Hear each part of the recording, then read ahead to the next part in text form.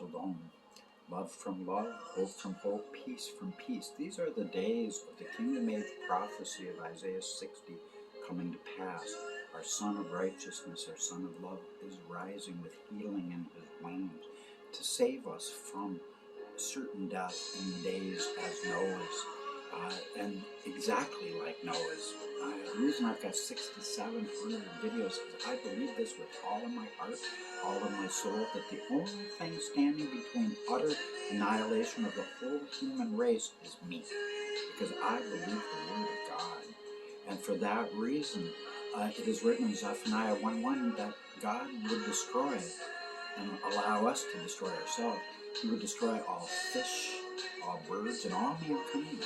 Fish that never disappeared in Noah's flood. This is a brand new, as days of Noah, total destruction of man.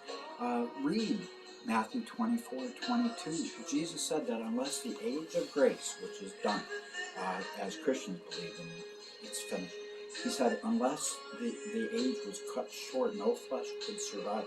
Nothing can cut time short except the Word of God flowing in me with His message of the Garden of Gethsemane, which is His message in Malachi 3:1, His most passionate word to the world, for our unity to arise, the Good Shepherd of all mankind He wants, and He is, because the mystery of God is over. The seventh trumpet of Revelation 10:7 blew first. And when that happened, when that angel blew, immediately all nations became the Lord's, because they were all His already. And all those who love are born of God and know Him, because He is love. So it's time that if you want to listen to the sound of that trumpet, you need to have spiritual ears and just believe the Word of God. So it's time that our treasure of excellence is the excellence of treasure, and He's the priceless pearl, a great reward, calling us. Deep calls unto deep, and we must go out and leave the safety of the shore.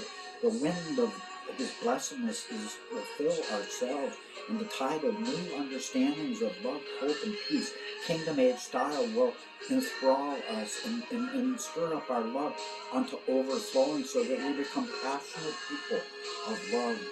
So know ye not, O Muslim, that Muhammad said, those who love the life of this world more than the hereafter hinder people from the path of Allah, and He will not guide those who reject faith in His messengers.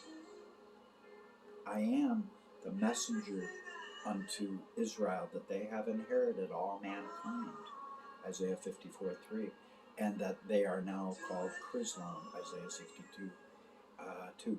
And Muhammad said in the Hadith that a day was coming to be no more left of the Quran except its outward form, and my people will belong to another that sounds like Islam.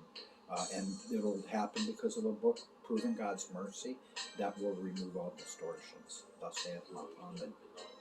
And so it's time to submit to my truth. And know also that Muhammad wrote this: truly do I love the love of good, with a view to the glory of my Lord. And those who believe in Allah and His apostles, they are sincere lovers of truth, and witnesses testify in the eyes of their Lord, and they shall have their reward and their light. So it's time to embrace the message that God is sending. Muhammad said for the house of Islam, he says, you have no ground to stand upon. I believe it's Surah 5 something. You have no ground to stand upon unless you stand upon the gospel of love, all revelation coming to you from the Lord, and the law.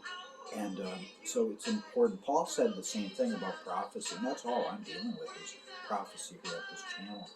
Paul said that concerning prophecy, it must be examined most carefully, and all that's good embrace. No one in these days, apostate days, will even look at it. So it's time that those who reject Allah and deny our signs, unto them that reject, and that's what the world is doing to me, is rejecting me. Muhammad said that people rejecting revelation, they are the companions of hellfire, and all who obey Allah are the apostles who will be in the company of those on whom is the grace of Allah. And so it's time. It's a message. SOS out to Islam.